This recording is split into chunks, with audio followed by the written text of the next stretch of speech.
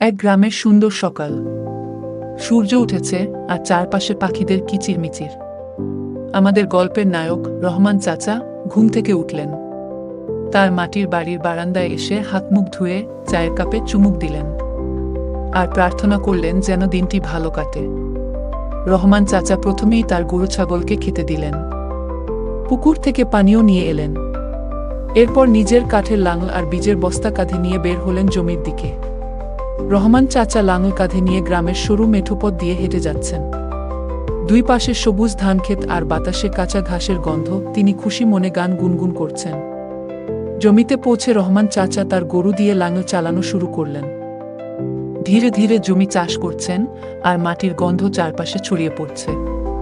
তিনি সজাগ চোখে লক্ষ্য করছেন যেন জমির প্রতিটি কোনো ভালোভাবে প্রস্তুত হয়। রহমান চাচার কাজ শেষ হলে তার স্ত্রী আর ছেলে এসে তাকে সাহায্য করলেন ধানের চারা লাগাতে। সবাই মিলে পানির মধ্যে হাঁটছেন আর সুনিপুণ হাতে সারি সারি চারা লাগাচ্ছেন। রোদ ওঠায় পানি ঝকঝক করছে। রহমান চাচা একটা বড় গাছের নিচে এসে বসলেন। তার মেয়ে বাড়ি থেকে খিচুড়ি আর ডাল নিয়ে এসেছে। সবাই মিলে খেতে খেতে গল্প করছেন আর হাসাহাসি করছেন। বেলা পড়ে আসায় রহমান চাচা জমিতে পানি দিচ্ছেন। পাশে তার ছেলে গরুকে দেখাশোনা করছে।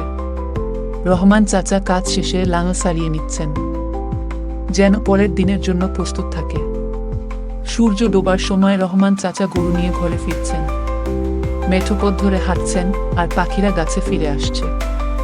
আকাশটা লাল আর কমলা রঙে ভরে গেছে। রহমান চাচা গরুদের খেতে দিলেন আর নিজের লাঙল আর বেলচা পরিষ্কার করলেন। এরপর পরিবারের সবাই একসঙ্গে মাটির চুলায় রান্না করা ভাত আর ভর্তা খাচ্ছেন।